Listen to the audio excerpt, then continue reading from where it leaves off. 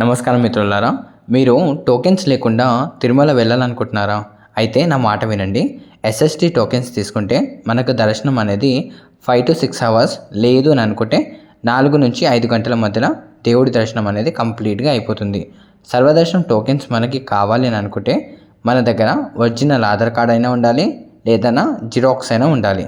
మీరు ఈ రెండిట్లో ఏదైనా ఒకటి తీసుకొని ఇక్కడ కనిపిస్తుంది కదా, టైం డేట్ ప్రకారం మీరు వెళ్ళి టోకెన్స్ అనేది తీసుకోవచ్చు. ఈ టోకెన్స్ ఎక్కడ ఇస్తారంటే విష్ణు నివాసం, శ్రీనివాసం అనే 2 కాంప్లెక్సెస్లో ఈ టోకెన్స్ అనేది ఇస్తూనే ఉంటారు. నేను పెట్టిన టైం డేట్ ప్రకారం మాత్రమే వెళ్ళండి, అక్కడ టోకెన్స్ అనేది మీకు దొరుకుతాయి.